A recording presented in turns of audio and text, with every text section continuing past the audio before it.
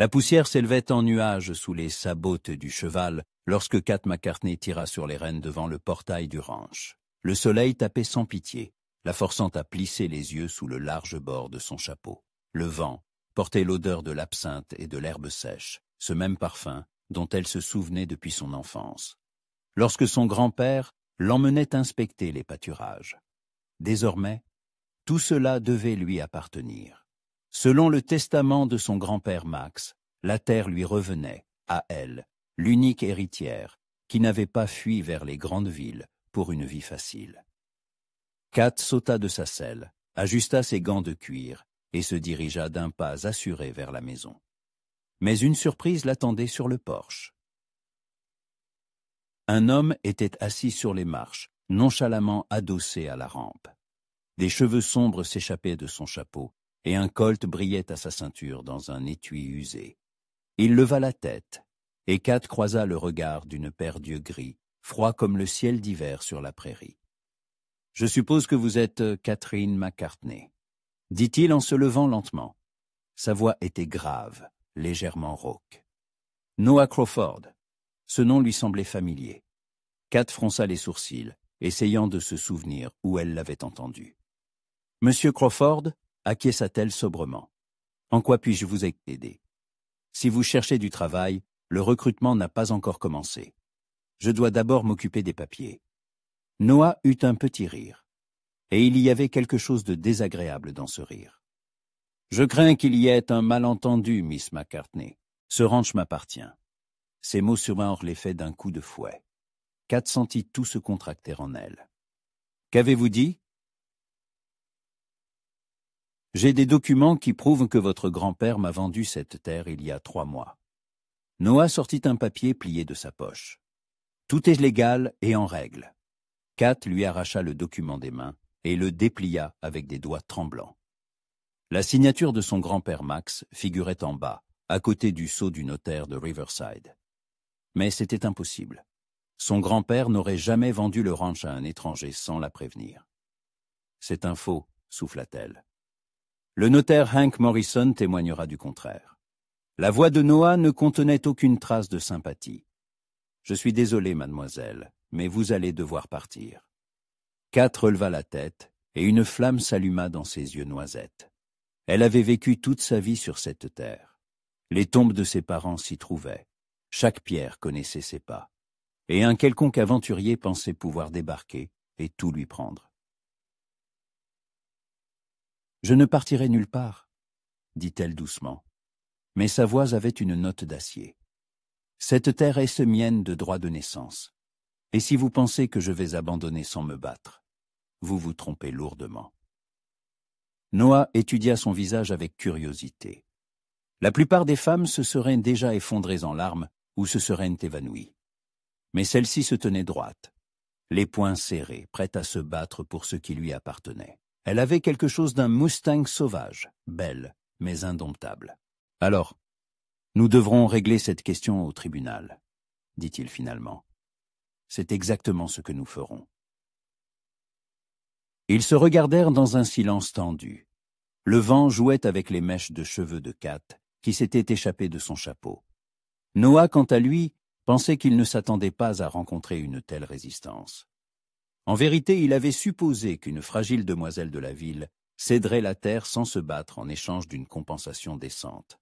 Mais Catherine McCartney n'était pas du tout comme il l'avait imaginé. Le lendemain, ils se retrouvèrent au bureau du shérif, où Jack Coleman, un vieil ami de son grand-père, écouta les deux parties. « C'est une affaire obscure, » dit-il en se grattant la barbe grise. « Miss Cat a un testament de Max daté de l'année dernière. Monsieur Crawford a un acte de vente d'il y a 3 mois. Les 2 documents semblent authentiques. »« Shérif, mon grand-père n'aurait jamais vendu le ranch, » insista Cat. « Il m'avait promis de me le léguer. »« Et ma transaction était honnête, » objecta Noah. « Max McCartney avait besoin d'argent pour des soins médicaux. J'ai payé un prix juste. » Le shérif Coleman soupira. Il se souvenait de Max quand il n'était qu'un jeune homme, s'installant à peine sur ses terres. Il connaissait aussi la petite Cathy, qui courait dans les rues de la ville en pantalon avec ses tresses. Mais c'était la première fois qu'il voyait Noah Crawford.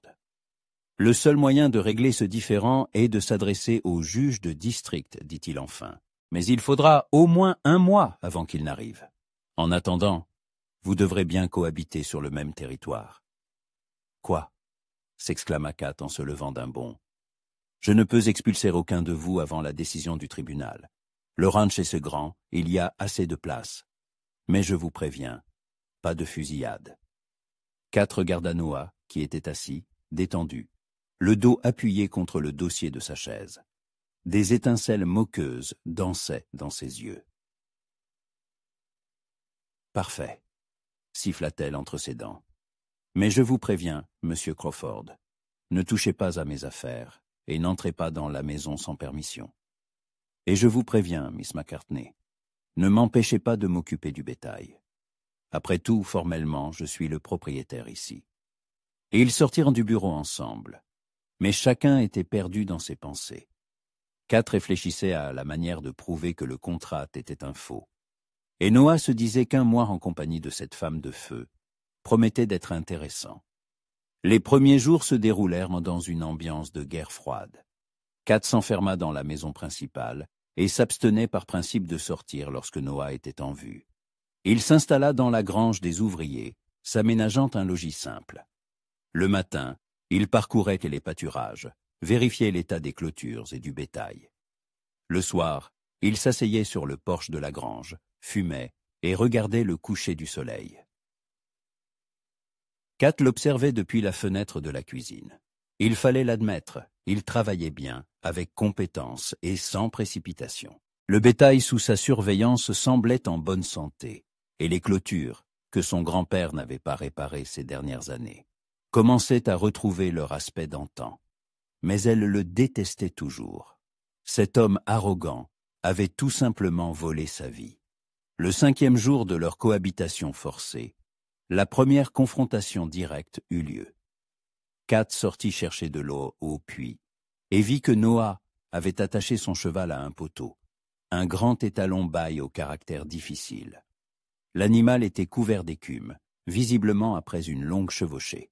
« Vous épuisez votre cheval », ne put-elle s'empêcher de dire. Noah se retourna. Il portait une chemise sale, déboutonnée jusqu'à mi-poitrine, et son visage était couvert de la poussière de la route. « Rex est habitué à l'effort, » répondit-il calmement. « Et puis, ce ne sont pas vos affaires. Chaque cheval de ce ranch est mon affaire. »« De mon ranch, » la corrigea-t-il. Kat serra les poings. Noah remarqua la tension de ses épaules sous le tissu fin de sa blouse, le rouge qui montait à ses joues. La colère la rendait encore plus belle. Tant que le tribunal n'a pas rendu sa décision, c'est un territoire contesté, siffla-t-elle. Et je ne permettrai pas que l'on maltraite les animaux. Alors, montrez-moi comment faire, proposa-t-il à l'improviste. Kat fut décontenancée. Elle s'attendait à de la grossièreté ou à des moqueries, mais pas à un tel défi. Quoi? Si vous vous y connaissez si bien en chevaux, montrez-moi comment qu'il faut traiter Rex. Mais je vous préviens, il n'aime pas les étrangers.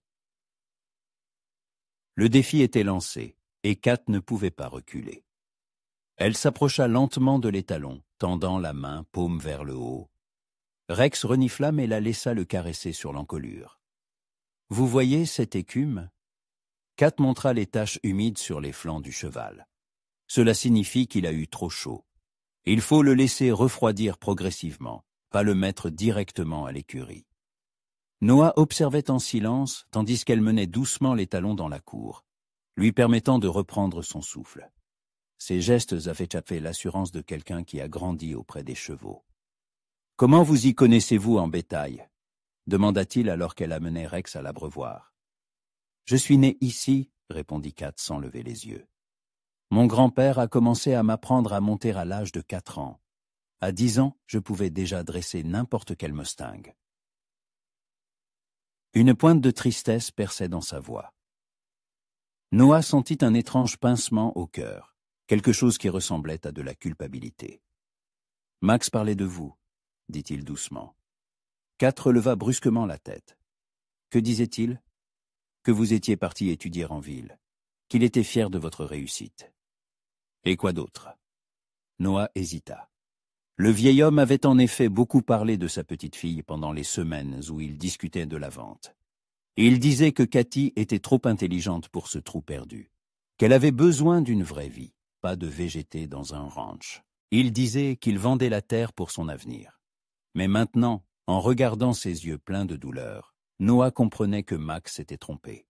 Kat appartenait à cet endroit autant que les racines appartiennent à la terre. Il voulait ce qu'il y avait de mieux pour vous, dit-il finalement. Le meilleur? Kat eut un sourire amer. Il voulait que je devienne une demoiselle de la ville en corset et en dentelle, que j'épouse un banquier et que j'oublie cet endroit. Mais je suis revenu. Je suis rentré à la maison. Elle se retourna et se dirigea vers la maison, laissant Noah près du puits avec un sentiment lourd sur le cœur. Cette nuit-là, il eut du mal à trouver le sommeil, écoutant le vent bruire dans l'herbe derrière les murs de la grange. Et aux fenêtres de la maison principale, la lumière resta allumée jusqu'à l'aube. La matinée commença avec les aboiements des chiens et le martèlement des sabots. Kat se réveilla au bruit et, enfilant une robe de chambre, regarda par la fenêtre. Noah ramenait un troupeau de moutons égarés vers l'enclos, tandis que 2 chiens de berger couraient partout, l'aidant à guider les animaux têtus. Elle ne put s'empêcher d'admirer son travail.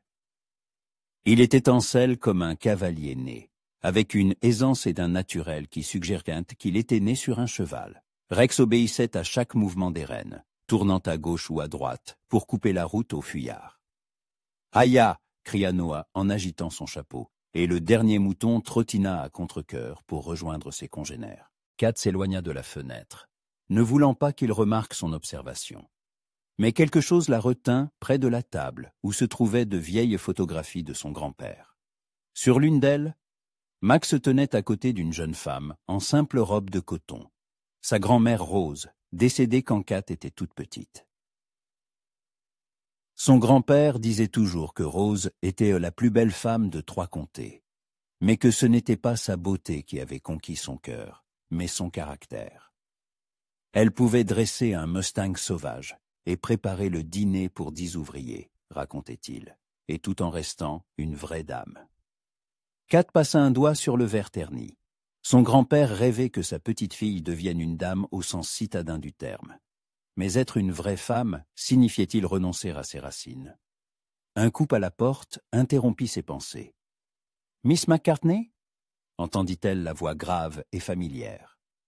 Kat enfila rapidement une robe et jeta un châle sur ses épaules. Sur le seuil se tenait Noah, tenant un seau de lait encore chaud. « Une des vaches l'a vélé cette nuit, » dit-il sans préambule. « Il y a plus de lait que je n'en ai besoin. J'ai pensé que vous ne refuseriez pas. » Elle le regarda avec méfiance. Son regard gris ne trahissait aucune moquerie ni intention cachée, seulement la fatigue d'un réveil matinal. « Merci, » dit-elle finalement en prenant le seau. Leurs doigts se frôlèrent un instant, et Kat ressentit une chaleur inattendue à ce contact. Noah hocha la tête et s'apprêtait à partir, mais elle l'arrêta. « Monsieur Crawford, hier, vous avez dit que mon grand-père vous avait parlé de moi. Et vous, que lui avez-vous raconté? D'où venez-vous » Il s'immobilisa sur le seuil, sans se retourner. « Du Colorado. J'avais une ferme là-bas, mais la sécheresse a tout brûlé. J'ai dû vendre le bétail pour une bouchée de pain, et la terre est devenue un désert. Et vous avez décidé de recommencer ici? Votre grand-père a passé une annonce dans le journal. Il cherchait un acheteur qui conserverait le ranch, pas quelqu'un qui le vendrait en morceaux à des spéculateurs. » Noah se tourna enfin vers elle. « Il m'a longuement interrogé. Il voulait s'assurer que je n'étais pas de ceux qui ruinent la terre pour un profit rapide. Il y avait de la vérité dans ses paroles, Kat le sentait. Et pourtant, quelque chose la tourmentait. Mais pourquoi ne m'a-t-il rien dit? Je lui écrivais chaque semaine. Dans ma dernière lettre, je parlais de mon retour.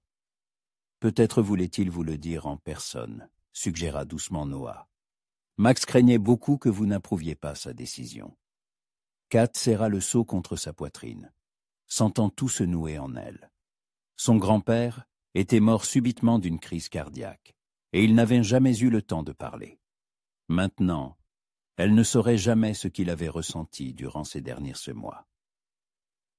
« Je suis désolé. » Noah fit un pas vers elle, mais s'arrêta comme s'il heurtait une barrière invisible.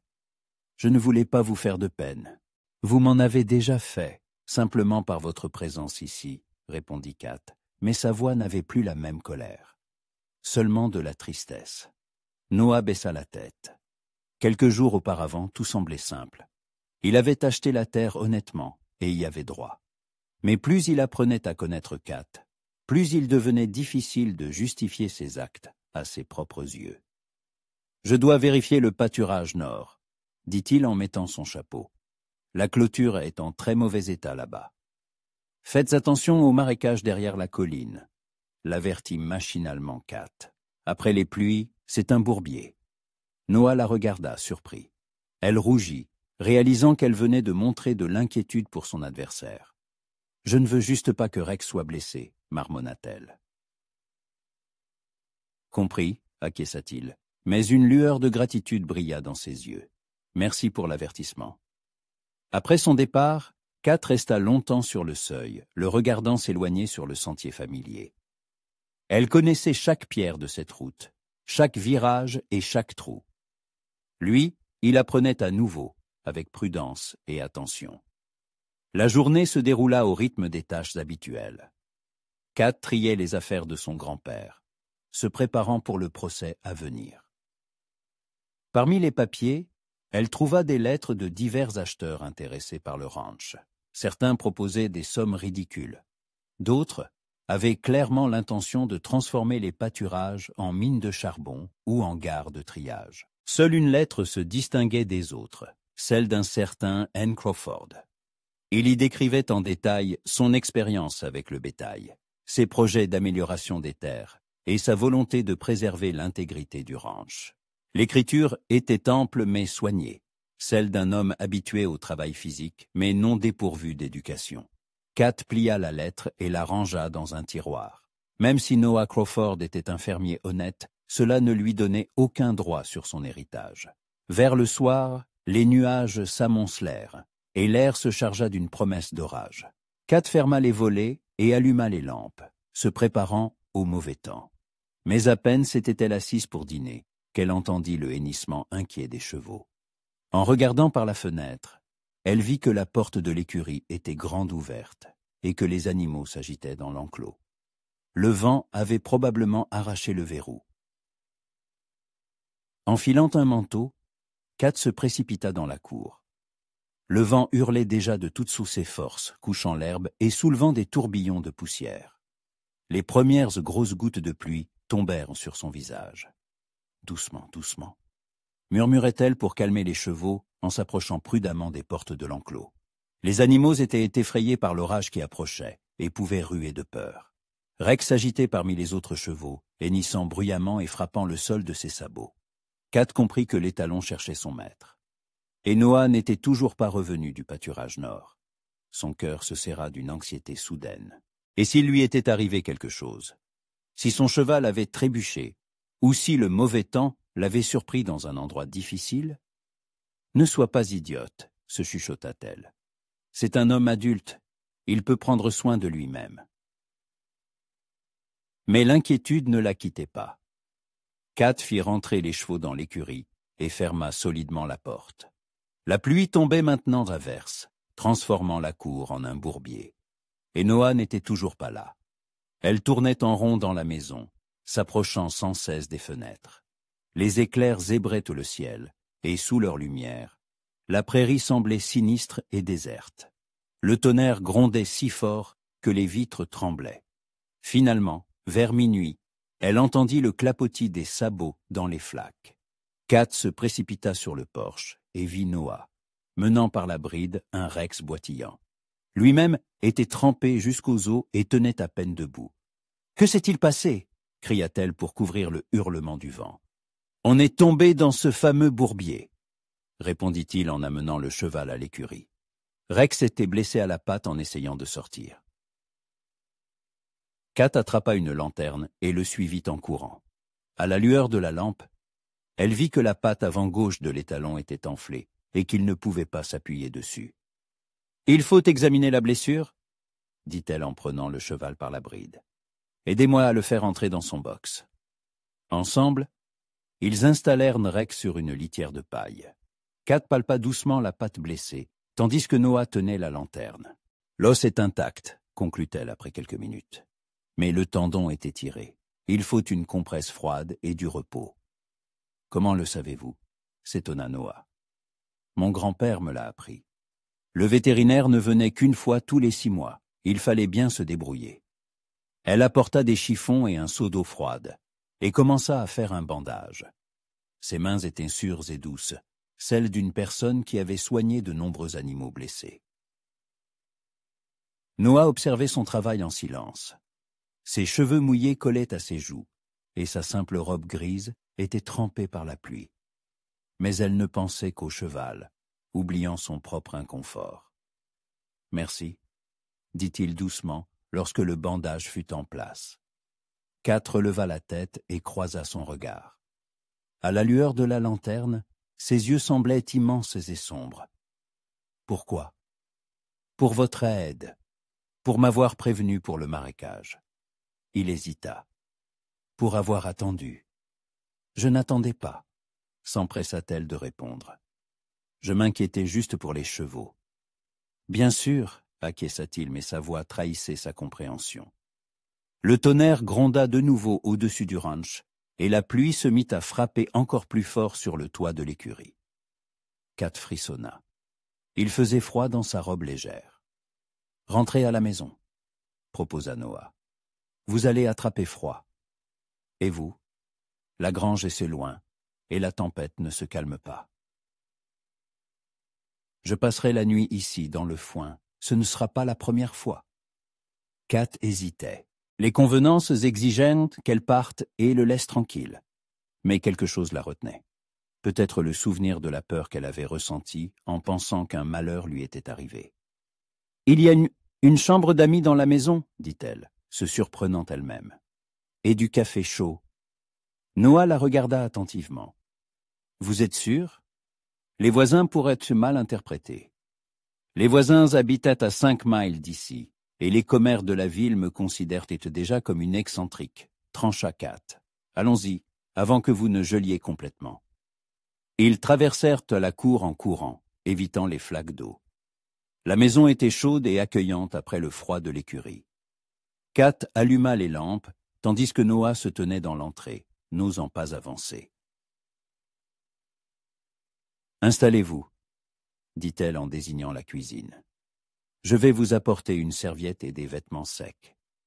Je n'ai pas le droit. » Noah.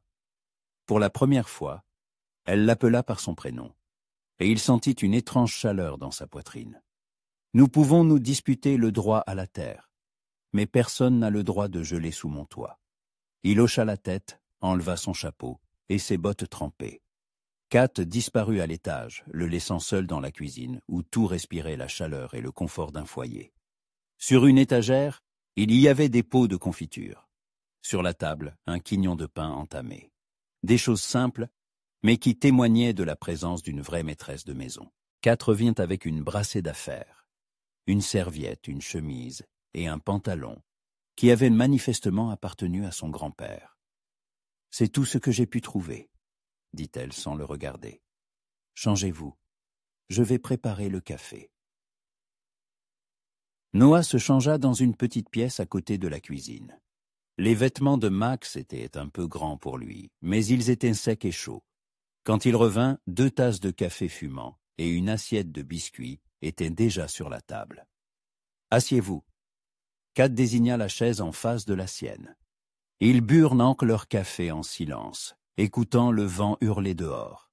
La lampe jetait une lumière douce sur leur visage, et pour la première fois depuis leur rencontre, il n'y avait aucune hostilité entre eux.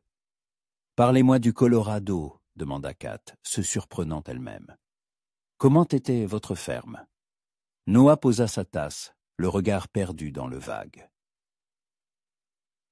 Une petite exploitation dans une vallée. J'avais des vaches, des moutons, quelques chevaux. La terre était bonne, fertile. Mais il n'a pas plu pendant 3 ans, et la rivière s'est asséchée. Il se tut, se remémorant. Au début, je pensais qu'on s'en sortirait. Mais ensuite, les animaux ont commencé à mourir, et l'herbe a été complètement grillée. Ça a dû être difficile de perdre tout ce pour quoi vous aviez travaillé. Difficile. Il la regarda. À peu près aussi difficile que ça l'est pour vous de perdre cet endroit maintenant. Kat baissa les yeux, faisant tourner sa tasse entre ses mains. Je comprends que vous n'êtes pas responsable de la mort de mon grand-père, et que vous avez payé honnêtement pour la terre. Mais cela ne rend pas la perte plus facile. Je sais, dit doucement Noah, et je suis désolé que les choses se soient passées ainsi. Il y avait dans sa voix une sincérité qu'on ne pouvait feindre. Kat releva la tête et le regarda dans ses yeux gris. Elle y vit de la compréhension et autre chose, quelque chose qui lui coupa le souffle. Un éclair illumina les fenêtres, et le tonnerre gronda juste au-dessus de la maison. Kat sursauta, et Noah tendit instinctivement la main comme pour la rassurer, mais s'arrêta à mi-chemin. « Je ferais mieux d'y aller, » dit-il en se levant. La tempête ne s'est pas encore calmée. C'est bien pour ça.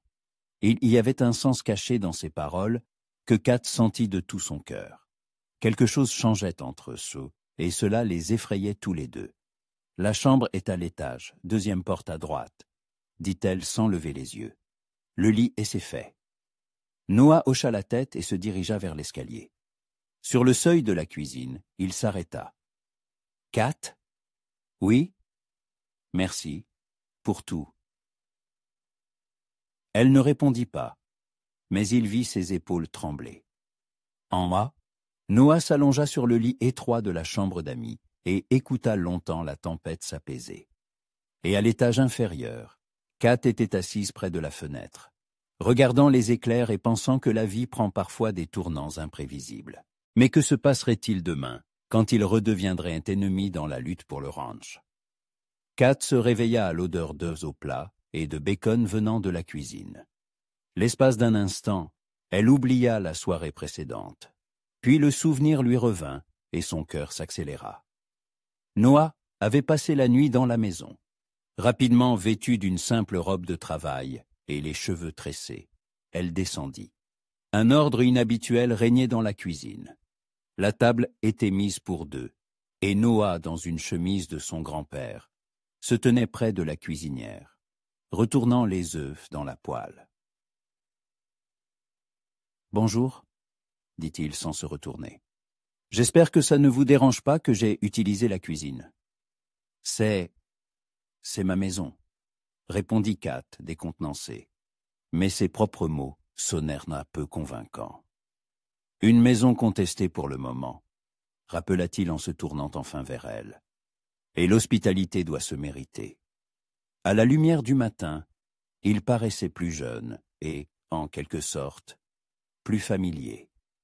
Ses cheveux sombres étaient en désordre et le col de sa chemise était déboutonné. Kat se força à détourner le regard. « Comment va Rex ?» demanda-t-elle en s'asseyant à table.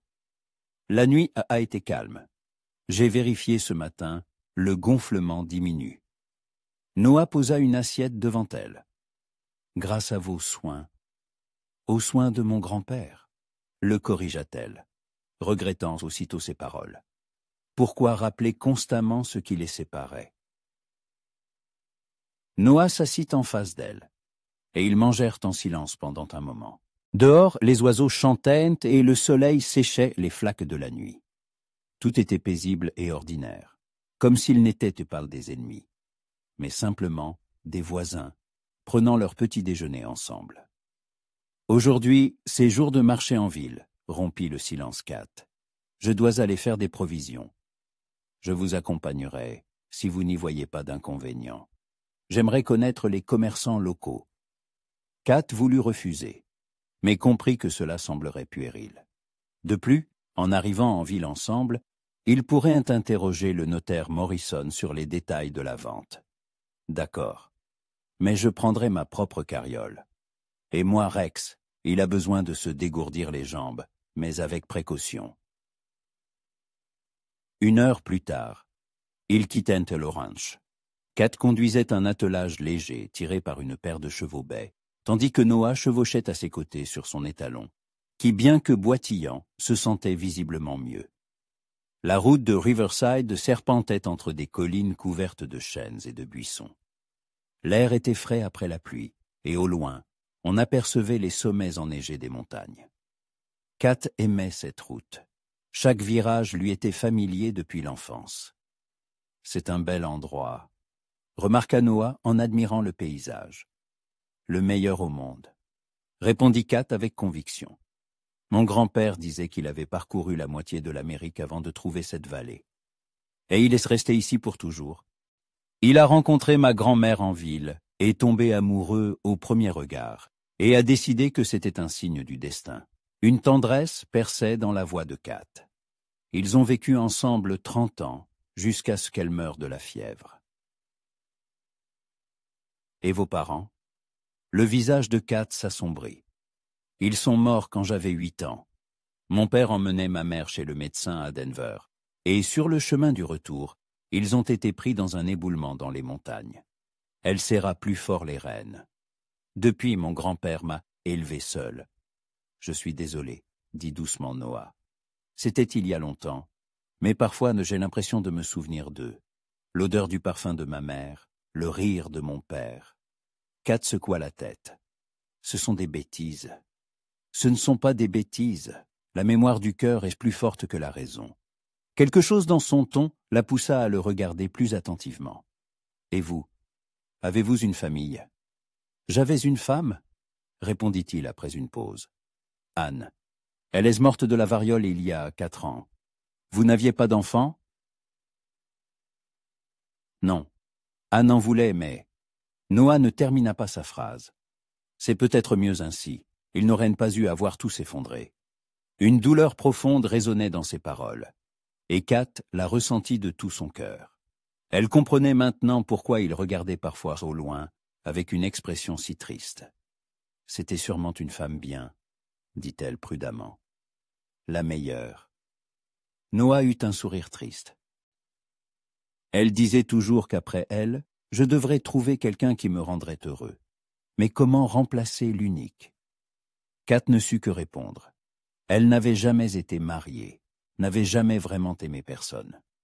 À l'école normale, elle avait connu de jeunes hommes, mais aucun n'avait suscité en elle plus qu'une simple sympathie.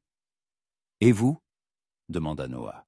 « Vous n'avez laissé personne dans la grande ville ?»« Non. » Kat rougit. « Là-bas, tout le monde me trouvait étrange, trop indépendante pour le mariage. »« C'est leur perte, » dit-il simplement, et la sincérité de sa voix lui coupa le souffle. Riverside les accueillit avec le bruit et l'agitation du jour de marché. Sur la place principale, les marchands étalaient leurs marchandises, et les fermiers amenaient leur bétail à vendre. Kat laissa sa carriole à l'écurie des McBride et partit faire ses courses. Noah suivit son propre chemin, mais leurs routes se croisaient sans cesse. Kat le voyait parler aux commerçants locaux, s'enquérir des prix du grain et du foin. Tout était à faire et concret, non pas comme un touriste oisif, mais comme un homme qui comptait s'installer ici. Près de l'étal de tissu, elle fut arrêtée par Madame Harris, la plus grande commère de la ville. « Cathy, ma chère !» s'exclama la dame corpulente dans une robe à fleurs.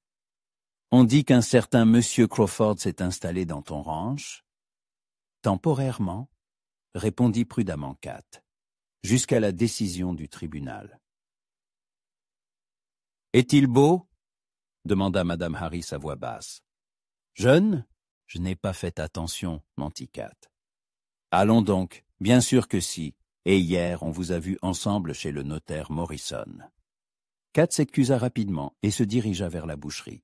Mais partout, elle était accueillie par des regards curieux et des questions prudentes. La nouvelle du litige pour le ranch avait déjà fait le tour de la ville. Vers midi, elle tomba sur Noah devant le bureau du notaire. « Vous vouliez aussi parler à Morrison ?» demanda-t-il. « Oui. Peut-être apprendrons-nous quelque chose de nouveau. » Hank Morrison était un homme âgé avec une barbe grise soignée et des yeux attentifs. Son bureau se trouvait dans une petite maison à côté de la banque. « Miss McCartney, Monsieur Crawford, les salua-t-il.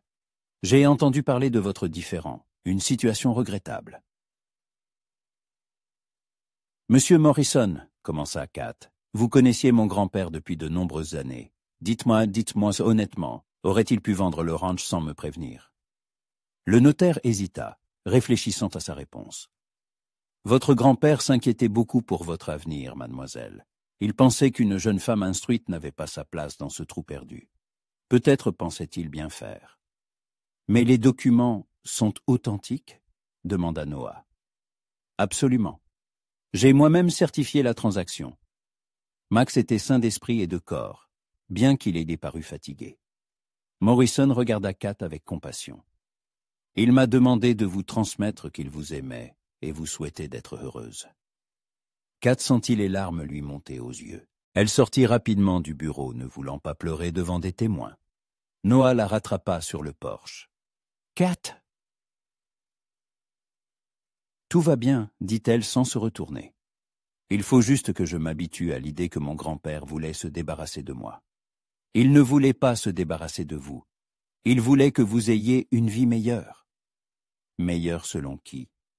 se retourna-t-elle brusquement. « Que savait-il de ce que je voulais ? Je lui envoyais des lettres, lui racontais combien la maison me manquait, combien je rêvais de revenir. Et il a décidé pour moi. » Sa voix était pleine de la douleur et du ressentiment accumulés pendant de longs mois de séparation. Noah la voyait lutter contre les larmes, et son cœur se serra de pitié. « Partons d'ici, dit-il doucement. Il y a trop de regards curieux. » Il l'emmena dans un petit café à la périphérie de la ville, où l'on servait un café passable et des tartes. À une table d'angle, ils pouvaient en parler tranquillement. « Savez-vous ce qui me blesse le plus ?» dit Kat lorsque leur commande arriva. « C'est qu'il ne me faisait pas confiance. Il pensait que je ne m'en sortirais pas avec le ranch, que j'avais besoin d'un homme pour décider à ma place. Peut-être craignait-il simplement que vous ne sacrifiiez votre bonheur pour la terre, » suggéra prudemment Noah. « Et la terre ne peut-elle pas faire partie du bonheur ?» Kat le regarda sérieusement. « Vous comprenez ce sentiment. Sinon vous n'auriez pas acheté ce ranch. » « Je comprends, » admit-il. « La terre, ce sont les racines. Sans elles, on se sent comme une herbe folle. »« Exactement, » s'anima Kat. « Pendant toutes mes études en ville, je me sentais étrangère. Les belles robes, les bals, les conversations mondaines, tout ça n'est pas pour moi. Je rêvais de l'odeur du foin, des aurores sur la prairie, d'un travail qui a du sens. » Noah l'écoutait, et quelque chose changea dans son regard. Il ne voyait plus une héritière capricieuse, mais une femme qui savait ce qu'elle voulait de la vie. « Que ferez-vous si le tribunal tranche en ma faveur ?» demanda-t-il doucement. Kat réfléchit. « Je ne sais pas. Je retournerai probablement en ville. Je trouverai un poste d'enseignante. Mon grand-père m'a laissé un peu d'argent. Ce n'est pas une vie pour vous. Je sais, mais je n'aurai pas le choix. » Ils restèrent assis en silence, chacun perdu dans ses pensées. Dehors, les gens passaient, pressés. Une journée ordinaire dans une petite ville, tandis que leurs projets et leurs espoirs s'effondraient. « Kat, » dit soudainement Noah, « et si nous trouvions une autre solution ?»« Laquelle ?»« Le ranch est grand, il y a assez de place pour 2 propriétaires. » Elle le regarda, surprise. « Que voulez-vous dire ?»« Un partenariat. Vous connaissez la terre, les animaux, les conditions locales. Moi, je connais le côté commercial, les marchés. Ensemble, nous pourrions faire prospérer le ranch. » La proposition était inattendue et séduisante. Mais Kat comprenait les complications qu'elle entraînerait. « Les gens parleront, » dit-elle. « Une femme célibataire et un homme seul dans la même exploitation. Laissons-les parler. Nous ne vivons pas pour leur opinion. Et si nous ne nous entendons pas? Si nous nous disputons constamment? » Noah sourit, et pour la première fois, elle vit son vrai sourire, chaleureux et ouvert. « Alors nous nous installerons chacun à un bout du ranch, » et ne nous verrons que pour les grandes occasions. » Malgré son trouble, Kat se mit à rire. L'idée était folle, mais elle avait sa propre logique.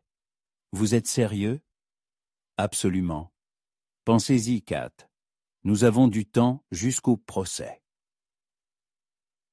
Sur le chemin du retour, ils parlèrent peu, chacun réfléchissant aux possibilités. Le soleil déclinait, peignant le ciel de teintes dorées et roses. La prairie semblait infinie et paisible. « Arrêtez-vous ici !» demanda Noah lorsqu'ils atteignirent une colline d'où l'on voyait le ranch. Kat tira sur les rênes. En bas s'étendaient les pâturages, la maison, les dépendances. Tout paraissait si petit et si accueillant sous les rayons du soleil couchant. « Regardez ça !» dit Noah en descendant de cheval. « Peut-on diviser cela ? Peut-on détruire ce qui a été créé pendant des décennies ?» Kat descendit également de la carriole et se tint à ses côtés. Le vent jouait dans ses cheveux et le ciel se reflétait dans ses yeux. « Mon grand-père disait toujours que la terre ne nous appartient pas, mais que nous lui appartenons, » dit-elle doucement. « Que nous ne sommes que des gardiens temporaires. » Des paroles sages. Ils se tenaient côte à côte, regardant la vallée, et un fil invisible de compréhension semblait se tisser entre eux. Noah sentait la chaleur qui émanait d'elle, et Kat percevait sa présence de tout son être. « Vous savez ce que je pense ?» dit-elle sans quitter le ranch des yeux. « Quoi ? » ?»« Mon grand-père ne vous a pas vendu la terre par hasard. Il vous a choisi parmi de nombreux prétendants. » « Et qu'est-ce que cela signifie ?» Kat se tourna vers lui, et dans ses yeux, il vit quelque chose de nouveau. Non pas de l'hostilité, mais une confiance prudente. Cela signifie qu'il vous considérait digne de cet endroit. Et mon grand-père ne se trompait jamais sur les gens. Ses paroles sonnèrent comme une trêve. Pas une réconciliation complète, mais le début de quelque chose de nouveau. « Rentrons à la maison, » dit Kat en remontant sur la carriole. « Il faut nourrir les animaux avant la nuit. »« À la maison, » répéta Noah, et ce mot avait une résonance très personnelle. Ils descendaient de la colline alors que les premières étoiles s'allumaient dans le ciel. Et quelque part au fond de leur âme, une pensée naissait. Et si ce plan insensé fonctionnait vraiment? La semaine s'écoula dans une étrange trêve. Kat et Noah travaillaient côte à côte, chacun à ses affaires, mais sans plus s'éviter. Le matin, ils se croisaient près du puits, échangeant quelques mots sur leurs projets de la journée. Le soir, ils dînaient dans la maison, un accord tacite qui s'était établi de lui-même après ce petit déjeuner mémorable. Noah ne dormait ni plus dans la grange.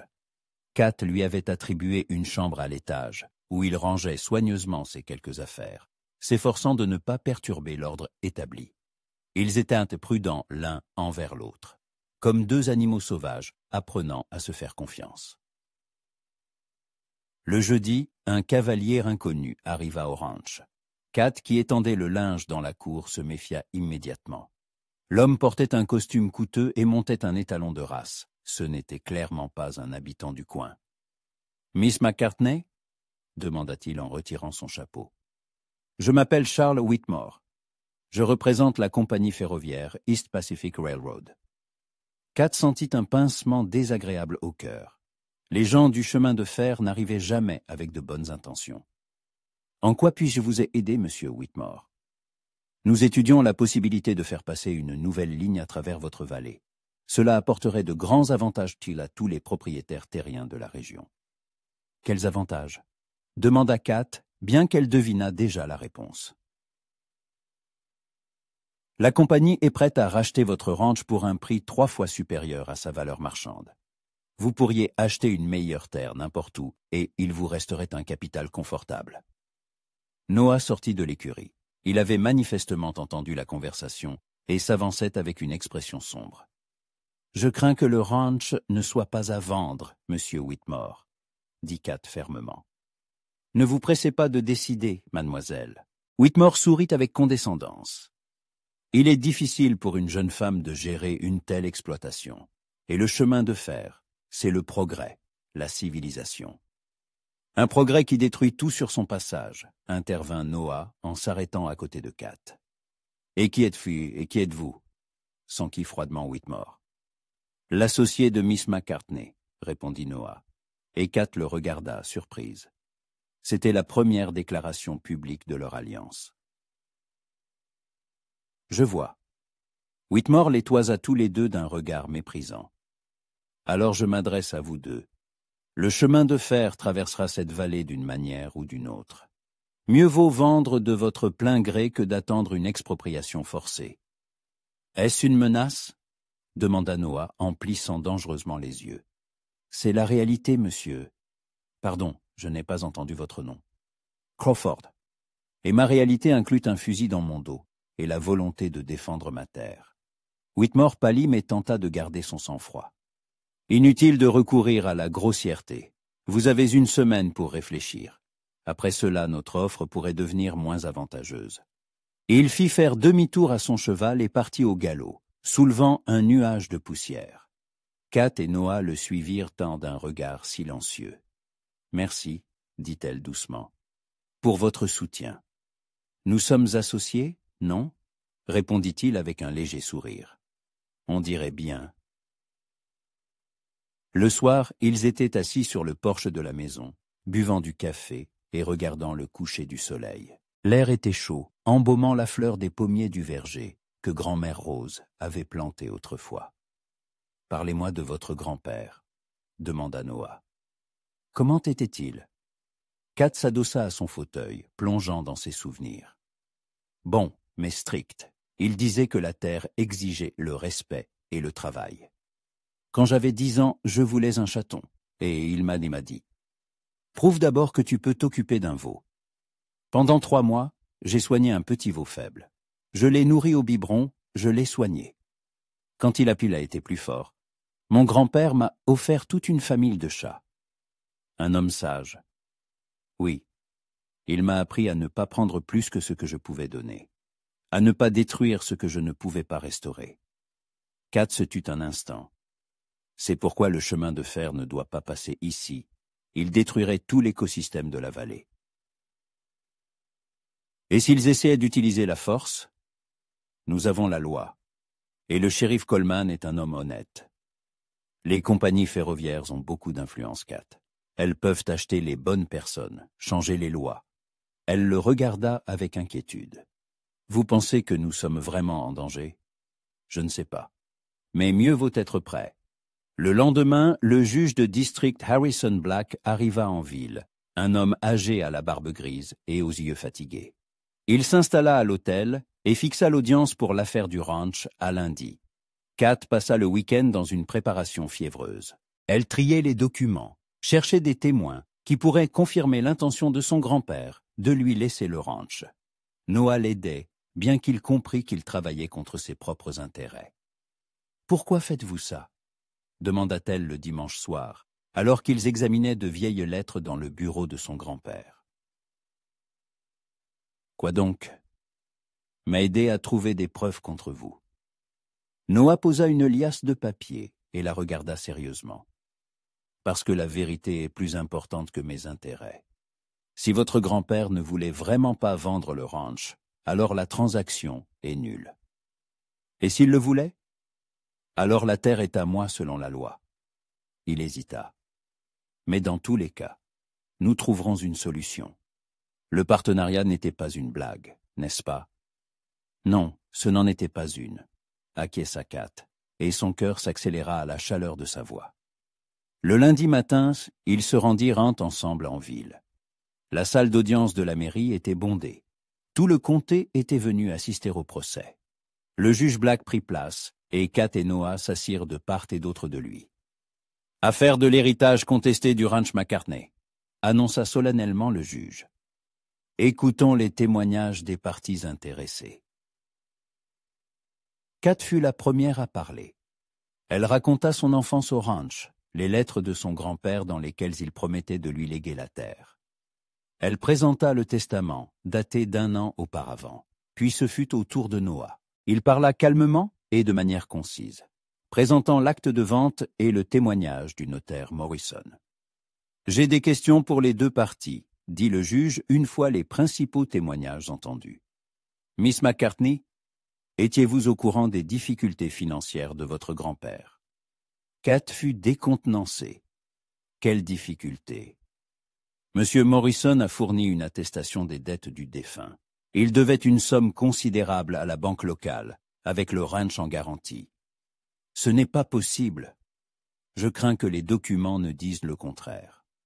Le juge se tourna vers Noah. Monsieur Crawford, étiez-vous au courant de ces dettes lors de l'achat? Oui, votre honneur. Max McCartney m'a honnêtement parlé de ses obligations. Une partie de l'argent que j'ai versé a servi à rembourser la dette à la banque. Kat sentit le sol se dérober sous ses pieds. Alors, son grand-père avait vraiment besoin d'argent? Il n'avait pas simplement voulu se débarrasser d'elle, mais avait tenté de sauver le ranch des créanciers. Il y a une autre circonstance, poursuivit le juge. Un nouveau participant s'est joint à l'affaire. Charles Whitmore entra dans la salle, accompagné de 2 avocats en costume coûteux. La compagnie ferroviaire East Pacific Railroad revendique ses droits sur le territoire contesté, annonça l'un des avocats. Nous avons une décision de la commission de district pour une expropriation forcée des terres pour cause d'utilité publique. Quoi? S'exclama Kat en se levant. Asseyez-vous, Miss McCartney, dit sèchement le juge. Maître Adams, veuillez expliquer votre déclaration. L'avocat de la compagnie ferroviaire déplia une carte et montra du doigt une ligne rouge traversant la vallée. La nouvelle ligne de chemin de fer est vitale pour le développement de la région. Le ranch McCartney est situé précisément sur le tracé prévu. Peu importe à qui appartient la terre, elle sera expropriée contre une juste compensation. Avez-vous tous les documents nécessaires? S'enquit le juge. Bien entendu, votre honneur. Kat et Noah échangèrent un regard. Leur différend semblait maintenant futile. Le chemin de fer prendrait le ranch à n'importe quel propriétaire. Je demande une suspension pour examiner les documents présentés, annonça le juge Black. Pendant la pause, Kat et Noah sortirent sur le porche de la mairie. Elle tremblait d'indignation et d'impuissance. « Ils ont tout manigancé », murmura-t-elle. « Ils ont attendu le procès pour frapper au pire moment. » On dirait bien, acquiesça sombrement Noah. Mais tout n'est peut-être pas perdu. Que voulez-vous dire? Ces documents sont apparus un peu trop à point nommé. Il faudrait peut-être vérifier leur authenticité. Comment? J'ai une connaissance à l'administration du comté.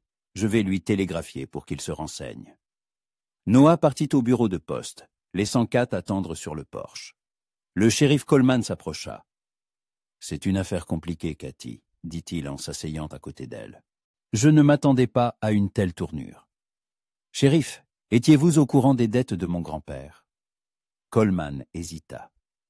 Max avait mentionné que les affaires n'allaient pas très bien, mais il n'avait pas dit que c'était si grave. C'était un homme secret, il n'aimait pas se plaindre. Alors il a vendu le ranch pour payer ses dettes? C'est possible. Ou peut-être pour te laisser un héritage net. De l'argent au lieu d'une terre grevée de dettes. Kat réfléchit. Si c'était le cas, son grand-père ne l'avait pas trahi, mais au contraire, s'était soucié de son avenir. Mais cela ne rendait pas les choses plus faciles. Noah revint, un télégramme à la main. « Des nouvelles intéressantes, » dit-il. La décision d'expropriation forcée n'a été prise qu'hier, mais elle est datée de la semaine dernière. Ils ont donc falsifié la date? On dirait bien. Et de plus, seuls 3 des 7 membres de la commission d'expropriation l'ont voté. Les autres n'étaient pas présents à la réunion. Le shérif Coleman fronça les sourcils. Ce sont de graves violations de procédure. On ne peut pas gagner une affaire avec de tels documents. Mais comment le prouver au tribunal? Demanda Kat. Il faudrait des témoins ou des preuves documentaires, répondit Noah. Et nous n'en avons pas. L'audience reprit 1 heure plus tard. Le juge Black examina attentivement les documents de la compagnie ferroviaire et écouta les objections de Kat et Noah concernant la légalité de la procédure d'expropriation. Formellement, les documents du chemin de fer sont en ordre, conclut-il. Mais comme la procédure d'expropriation a été engagée après le début du litige sur l'héritage, je reporte ma décision sur cette question jusqu'à vérification de toutes les circonstances. Whitmore et ses avocats semblaient mécontents. Quant au litige principal, poursuivit le juge, la situation est complexe. D'une part, Miss McCartney a un testament. D'autre part, M. Crawford a un acte de vente légal. Les deux documents sont authentiques et ont force de loi. La salle retint son souffle. Compte tenu de toutes les circonstances, je propose aux parties de trouver un accord à l'amiable. La terre est assez grande pour 2 propriétaires, s'ils sont prêts à coopérer. Votre honneur, se leva l'avocat de Whitmore. Le chemin de fer. Le chemin de fer attendra que j'aie élucidé la légalité de la procédure d'expropriation. L'interrompit sèchement le juge. En attendant, je déclare une suspension de 2 semaines pour permettre des négociations entre Miss McCartney et M. Crawford. En sortant de la salle d'audience, 4 sentaient un étrange mélange de soulagement et d'anxiété. Le ranch leur appartenait encore, mais la menace du chemin de fer n'avait pas disparu. 2 semaines, dit-elle à Noah sur le chemin du retour. Qu'allons-nous faire? Ce que nous avions prévu, essayer de devenir de vrais partenaires. Et le chemin de fer, nous trouverons un moyen de les arrêter. Ensemble, Kat regarda son visage déterminé et sentit l'espoir renaître en elle. Peut-être pourraient-ils vraiment défendre leurs droits à la terre. Peut-être que leur étrange alliance était plus forte qu'il n'y paraissait. 2 semaines d'épreuves qui les attendaient, mais maintenant, elle savait qu'elle ne serait pas seule. Les premiers jours suivant le procès se déroulèrent dans un travail intense. Kat et Noah semblaient avoir conclu un pacte silencieux, mettre de côté les questions personnelles pour se concentrer sur la lutte contre la compagnie ferroviaire. Ils étudiaient des cartes, correspondant avec des fonctionnaires de la capitale du comté, cherchaient des alliés parmi les fermiers voisins. Il s'avéra que le ranch McCartney n'était pas la seule cible de l'East Pacific Railroad. Le chemin de fer prévoyait de traverser toute la vallée, affectant les terres d'une 12aine de familles. Mais la plupart des petits fermiers craignaient d'affronter une si puissante corporation en justice. « Ils offrent beaucoup d'argent, » disait le vieux Thompson, un voisin. « Et moi, un vieil homme, que ferais-je de cette terre? Mes fils sont partis en ville. Mes petits-enfants ne savent même pas ce que c'est que de traire une vache. »« Mais c'est votre vie qui est ici, monsieur Thompson, » le persuadait Kat. « Votre père a défriché cette terre, a construit cette maison de ses propres mains. Il a construit la maison, oui, mais à quoi bon? Le chemin de fer, c'est le progrès, ma petite. On ne peut pas l'arrêter. » De telles conversations avaient lieu dans tout le comté. Kat comprenait la logique de ses voisins, mais son cœur se brisait à l'idée que ces lieux d'enfance puissent disparaître sous des rails d'acier. Noah se révéla un allié étonnamment précieux dans cette lutte. Il avait l'expérience des fonctionnaires, comprenait les subtilités juridiques et savait trouver les failles dans les documents de l'adversaire. « Regardez ici, » dit-il un soir, étalant des cartes et des papiers sur la table de la cuisine. Le tracé prévu passe par le bosquet protégé du vieux Mahoney. Et selon la loi de l'État, de tels territoires ne peuvent être expropriés sans l'accord de la Société de protection de la nature. Mais le bosquet est petit, on peut facilement le contourner, objecta Kat. Ce n'est pas la question.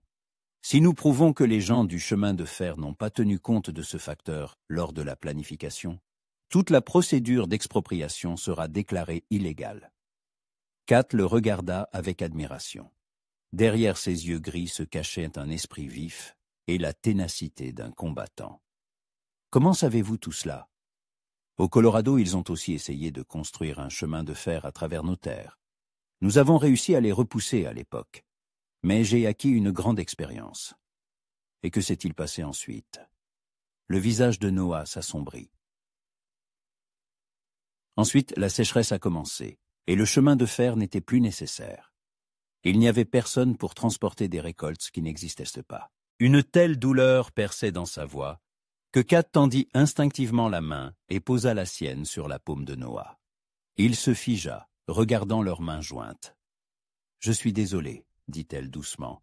« Vous avez tout perdu. »« Pas tout, » répondit-il sans la quitter des yeux. « Sinon, je ne serais pas ici. » Un silence chargé de mots non dits s'installa entre eux. Kat sentait la chaleur de sa peau sous sa paume et comprenait que quelque chose d'important et d'irréversible se produisait. Mais la peur la poussa à retirer sa main. « Nous devons travailler ?» marmonna-t-elle en se tournant vers la fenêtre. « Bien sûr », acquiesça Noah, mais sa voix trahissait une déception. Le lendemain, ils se rendirent chez le vieux Mahoney, un vieil Irlandais, qui vivait en ermite dans son bosquet de chênes. Le vieil homme les accueillit froidement, mais lorsque Kat lui expliqua la situation, ses yeux s'enflammèrent d'un feu guerrier. « Ces maudits gens du chemin de fer veulent abattre mes arbres, » rugit-il. « Je les abattrai tous comme des coyotes enragés. » Grand-père Mahoney, pas besoin de tirer, le calma Kat. Ne signez simplement aucun papier. Et s'ils viennent par la force? Alors la loi sera de votre côté, assura Noah. Le bosquet protégé est intouchable. Le vieil homme promit de tenir bon, et ils continuèrent leur route, visitant les fermes voisines. Le soir, ils avaient réussi à recueillir les signatures d'une douzaine de propriétaires terriens prêts à s'unir contre le chemin de fer. « C'est un bon début, » dit Noah sur le chemin du retour, mais Whitmore n'abandonnera pas si facilement. Il avait vu juste. Le lendemain matin, une véritable procession arriva au ranch. Plusieurs attelages avec des hommes armés et un fourgon d'équipement de géomètre. Whitmore descendit du premier attelage, accompagné de 2 gardes du corps costaud. « Miss McCartney, Monsieur Crawford » salua-t-il froidement. « Nous commençons le piquetage préliminaire du tracé. Je vous prie de ne pas entraver le travail des ingénieurs. Vous n'avez pas le droit d'être sur notre terre, » répondit sèchement Kat. « Je crains que nous ayons une ordonnance du tribunal de district. » Whitmore montra un papier officiel. Les études préliminaires sont autorisées jusqu'à la décision finale sur l'expropriation. Noah examina le document et hocha sombrement la tête. Formellement, ils ont raison, mais nous pouvons surveiller leurs actions. C'est exactement ce que nous allons faire, dit Kat en vérifiant la charge de son fusil. Toute la journée, les géomètres travaillèrent sur leur terre, plantant des piquets et tendant des cordes. Le tracé prévu passait directement par les meilleurs pâturages, traversait un ruisseau et se dirigeait vers le bosquet de chênes du vieux Mahoney. « Regardez » murmura Noah en désignant un des ouvriers. « Cet homme ne mesure pas seulement la largeur du tracé. On dirait qu'il prévoit de construire une gare ici. »« Une gare ? Mais les documents n'en parlent pas. » »« Exactement. Cela signifie qu'ils ont des plans supplémentaires qu'ils cachent. » Le soir, les visiteurs indésirables partirent, laissant derrière eux des dizaines de piquets avec des fanions rouges. La terre semblait défigurée, comme atteinte de la variole. « Les salauds !» murmura Kat en regardant ces pâturages. « Ils n'essaient même pas de contourner la source. »« Et le verger est aussi sur le tracé, » ajouta Noah. « Ces pommiers que votre grand-mère a plantés. » Kat sentit les larmes lui monter aux yeux. Le verger était un lieu sacré pour elle. Elle y jouait enfant. Son grand-père lui racontait des histoires du passé. L'idée que tout cela puisse disparaître était insupportable. « Nous ne le permettrons pas, » dit fermement Noah en posant une main sur son épaule. « Nous trouverons un moyen de les arrêter. » « Comment ? Nous avons toute la puissance de la corporation ferroviaire contre nous.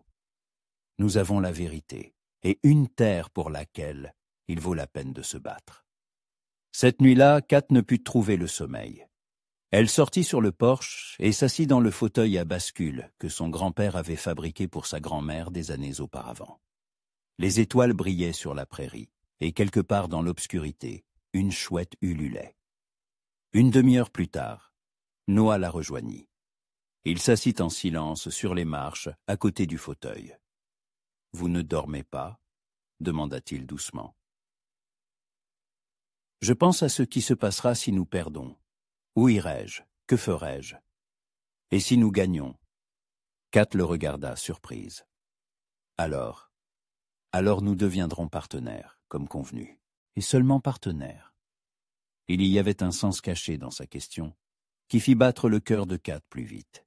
Elle comprenait que quelque chose de plus qu'une simple collaboration professionnelle se développait entre eux. Mais l'admettre signifiait ouvrir une porte sur l'inconnu. Je ne sais pas, répondit-elle honnêtement. Tout se passe si vite. Il y a un mois, je ne connaissais même pas votre existence. Et maintenant, je ne peux pas imaginer comment j'aurais géré tout ça seul. Noah se leva et s'approcha d'elle. Au clair de lune, son visage semblait doux et ouvert. Kat, je dois vous dire quelque chose. Ce que je ressens pour vous, ce n'est pas seulement un partenariat. Noah, ne... Si, parce que demain, nous nous battrons à nouveau contre les gens du chemin de fer. Et après-demain, peut-être, nous aurons la décision finale du tribunal. Et je ne veux pas regretter des mots non dits. Il s'agenouilla à côté du fauteuil et prit ses mains dans les siennes. Je suis tombé amoureux de vous, Kat. J'aime votre force, votre dévouement à cette terre, votre capacité à ne jamais abandonner face aux difficultés. J'aime la façon dont vous prenez soin des chevaux, comment vous riez, comment vous vous mettez en colère quand quelqu'un s'en prend à ce qui vous est cher. Kat sentit ses mains trembler dans les siennes, si chaudes. Mais je ne peux pas. Nous sommes si différents. Vous avez perdu une femme que vous aimiez. Et moi, je n'ai jamais eu de relation sérieuse. Je ne sais pas ce que c'est que d'être avec un homme. Alors nous apprendrons ensemble, dit-il doucement, si vous le voulez. Et si ça ne marche pas entre nous, si nous nous disputons et ne pouvons plus travailler ensemble, alors nous trouverons un moyen de nous séparer en bons termes. Et si ça marche, murmura-t-elle, alors nous serons les personnes les plus heureuses de Trois-Comtés. Kat plongea son regard dans ses yeux gris, et y vit une telle tendresse que son cœur se serra d'un bonheur inattendu. Lentement, comme dans un rêve, elle tendit la main et toucha sa joue. « Je vous aime aussi, murmura-t-elle. Probablement depuis longtemps, mais j'avais peur de me l'avouer. » Noah se releva et l'embrassa doucement. C'était un baiser tendre, timide, comme le premier contact avec quelque chose de précieux et de fragile. Quand leurs lèvres se séparèrent, Kat appuya son front contre son épaule. « Qu'avons-nous fait ?» chuchota-t-elle. « Ce qui devait arriver ?» répondit-il en la serrant dans ses bras. « Ce que nos cœurs voulaient. » Ils restèrent sur le porche jusqu'à l'aube, se tenant la main et faisant des projets. Maintenant, ils avaient une raison de se battre, non seulement pour la terre, mais aussi pour le droit d'être ensemble. Et le matin, un télégramme arriva de l'avocat de la capitale de l'État. Aie trouvé documents sur corruption membre commission expropriation. Aie témoin. Arrive immédiatement.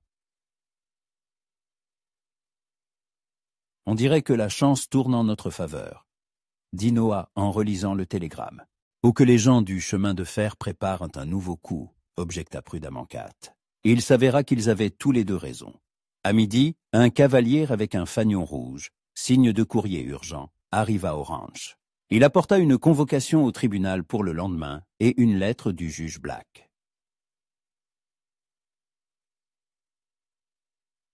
Chère Miss McCartney et Monsieur Crawford, lisait Kat à haute voix. En raison de nouvelles informations concernant l'affaire d'expropriation forcée, je convoque une audience extraordinaire demain à 10 heures. La présence de toutes les parties intéressées est obligatoire. L'avocate a donc réussi à transmettre les informations sur la corruption, dit Noah. Demain, tout se décidera. J'ai bien peur que ce ne soit pas seulement au tribunal, répondit sombrement Kat en montrant l'horizon. Au loin, sur la route de la ville, un nuage de poussière s'élevait.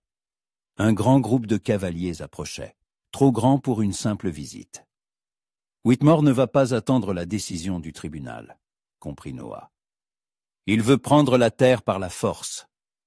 Alors nous les accueillerons comme il se doit, dit Kat avec détermination en vérifiant les cartouches de son fusil. Cette terre est à nous, et nous la défendrons jusqu'au bout. Noah lui prit la main. Quoi qu'il arrive demain, sachez que je serai à vos côtés.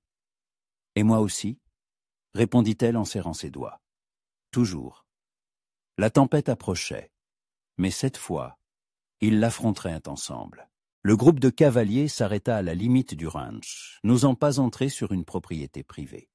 Whitmore chevauchait en tête, suivi de 20 hommes armés, clairement pas des géomètres ni des ingénieurs. Kat et Noah les accueillirent au portail, tous deux armés. À leur côté se tenait le vieux Mahoney, qu'ils avaient eu le temps de prévenir. Le vieil Irlandais tenait un mousquet ancien et semblait prêt à en découdre. « Miss McCartney, Monsieur Crawford » salua Whitmore, restant en selle. « Je vous conseille de ne pas entraver notre travail. Nous avons toutes les autorisations nécessaires. »« Montrez vos papiers » exigea Noah. Whitmore tendit un document que Kat examina attentivement. « C'est une autorisation temporaire pour des études, » dit-elle. « Elle ne vous donne pas le droit de nous chasser de notre terre. Mais elle nous donne le droit d'assurer la sécurité des travaux, » répondit froidement Whitmore. « Et votre présence constitue une menace pour mes hommes. »« C'est notre maison, » dit fermement Kat. « Et nous ne partirons nulle part. Alors vous nous forcez à prendre des mesures décisives. » Whitmore leva la main et ses hommes commencèrent à descendre de cheval, vérifiant leurs armes. La tension était à son comble. Soudain, un autre groupe de cavaliers apparut derrière la colline. Cette fois, c'était le shérif Coleman, accompagné d'une dizaine de ses adjoints et de plusieurs fermiers locaux. « Que se passe-t-il ici » demanda le shérif d'une voix forte en s'approchant. « Shérif Coleman, nous exécutons un ordre légal pour des études, » répondit Whitmore, mais sa voix manquait d'assurance. « Et moi ? J'exécute un ordre du juge de district de maintenir le statu quo jusqu'à l'audience de demain, » rétorqua calmement Coleman en montrant son propre document. « Tout le monde doit quitter immédiatement le territoire du ranch McCartney. Vous outrepassez vos pouvoirs. Monsieur Whitmore, ne me forcez pas à utiliser la force. J'ai assez d'hommes pour arrêter tous vos mercenaires pour trouble à l'ordre public. » Whitmore regarda ses hommes, puis les fermiers armés qui soutenaient le shérif, et comprit qu'il n'obtiendrait pas ce qu'il voulait aujourd'hui. « Très bien, shérif, mais demain, au tribunal, nous obtiendrons l'autorisation définitive, et alors personne ne pourra nous arrêter. »« Nous verrons bien, » répondit Coleman imperturbable. Le groupe du chemin de fer se retira à contre-cœur, mais Kat vit la colère et la détermination dans les yeux de Whitmore. Il n'abandonnerait pas facilement. Lorsque les visiteurs indésirables disparurent à l'horizon, le shérif descendit de cheval et s'approcha de Kat et Noah. « Vous avez gagné aujourd'hui, » dit-il sérieusement. « Mais demain, ce sera la bataille décisive. Y êtes-vous prêts ? » « Nous sommes prêts, » répondit Kat avec assurance en regardant Noah. « Alors, on se voit au tribunal. Et n'oubliez pas, la vérité est de votre côté. » La veille du procès, ils passèrent la soirée aux derniers préparatifs. Ils organisèrent tous les documents, dressèrent une liste de témoins, vérifièrent chaque détail de leur défense. Une fois les questions pratiques réglées, ils s'assirent sur le porche, se tenant la main et savourant le silence. « Quoi qu'il arrive demain, » dit Kat, « je veux que vous sachiez que ces semaines avec vous ont été les plus heureuses de ma vie. »« Et de la mienne aussi ?» répondit Noah en lui baisant la main. « Pour la première fois depuis la mort d'Anne, j'ai senti que la vie avait un sens. » « Pensez-vous que votre femme aurait approuvé notre relation ?» Noah réfléchit. Anne disait toujours que l'amour ne diminue pas quand on le partage. Elle aurait voulu que je sois heureux, et que la femme que j'aimerais soit digne de ce sentiment. Et suis-je digne ? Plus que digne. Vous êtes la femme la plus extraordinaire que je connaisse. Le matin, ils se rendirent tôt en ville pour rencontrer l'avocat de la capitale de l'État.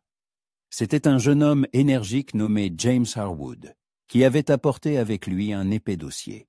« J'ai la déposition écrite d'un membre de la commission d'expropriation », annonça-t-il sans préambule.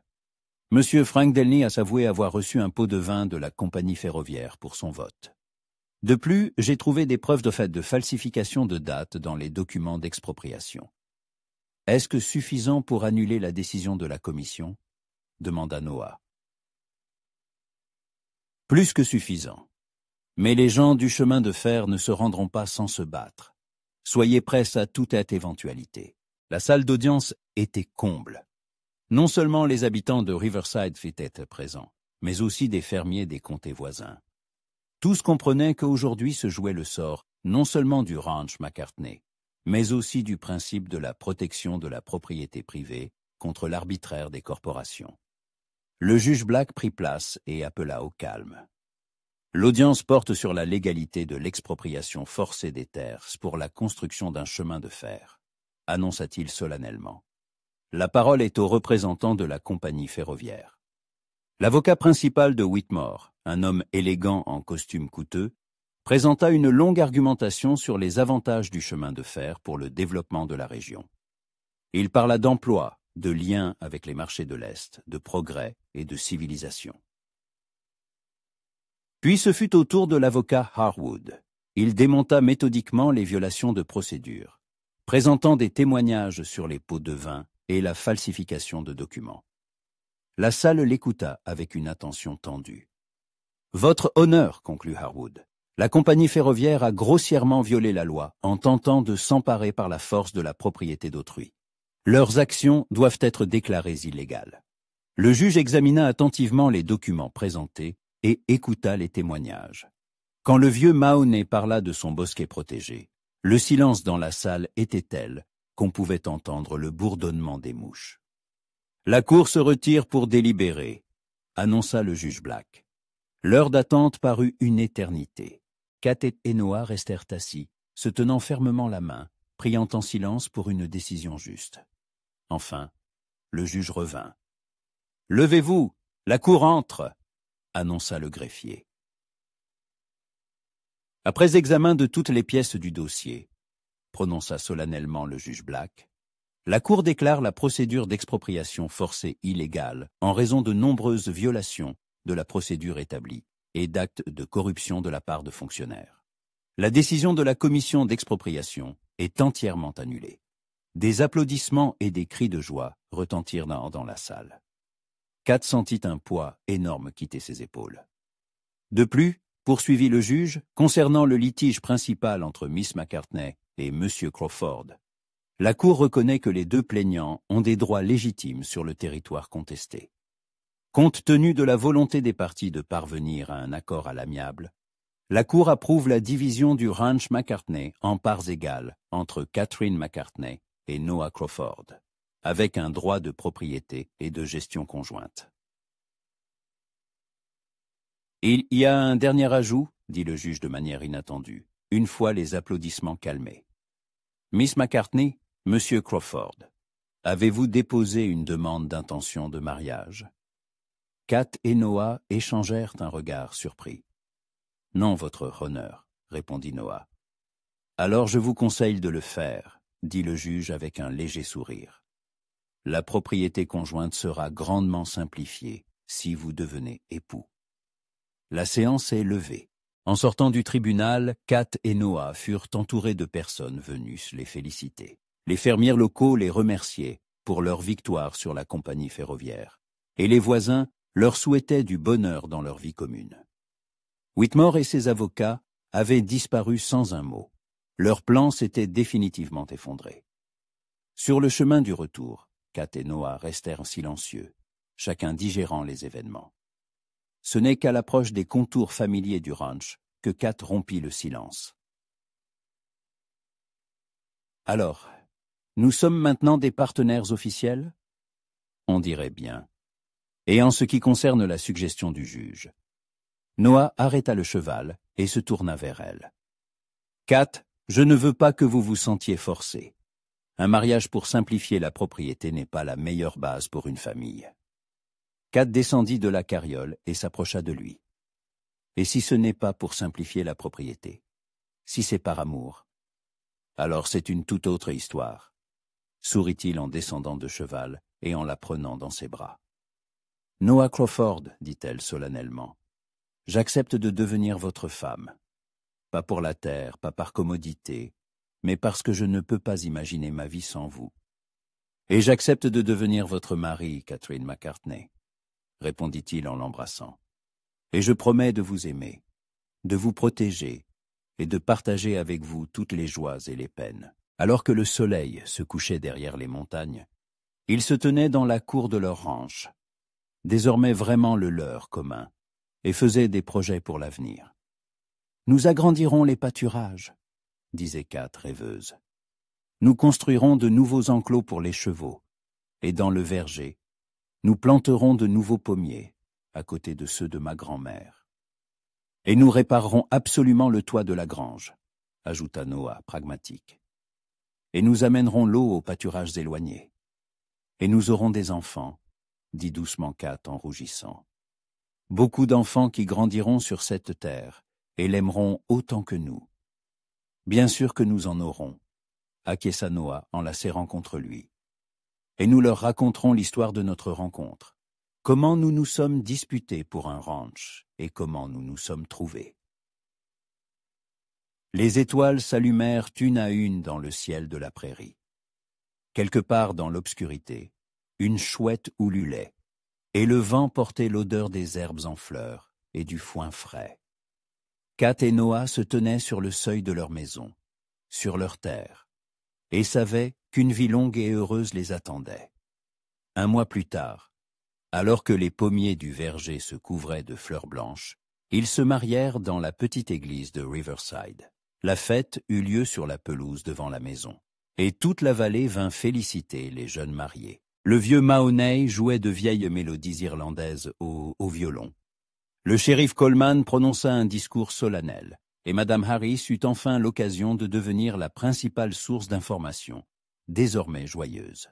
Lorsque les invités furent partis et que les derniers sons de musique s'évanouirent dans l'air nocturne, Kat et Noah se retrouvèrent seuls dans leur ranch, formant désormais une vraie famille. « Vous savez à quoi je pense ?» dit Kat, dans les bras de son mari, sur ce même porche où ils avaient un jour accueilli l'aube après la tempête. « À quoi ? Je pense que mon grand-père avait finalement raison. Il m'a trouvé une vie meilleure, mais pas celle qu'il avait prévue. La meilleure ? Pleine d'amour, répondit-elle simplement, et partagée avec un homme qui comprend que la terre n'est pas une marchandise, mais un foyer. » Noah l'embrassa sous le ciel étoilé du Far West, et l'avenir s'étendait devant eux, lumineux et infini, comme la prairie elle-même.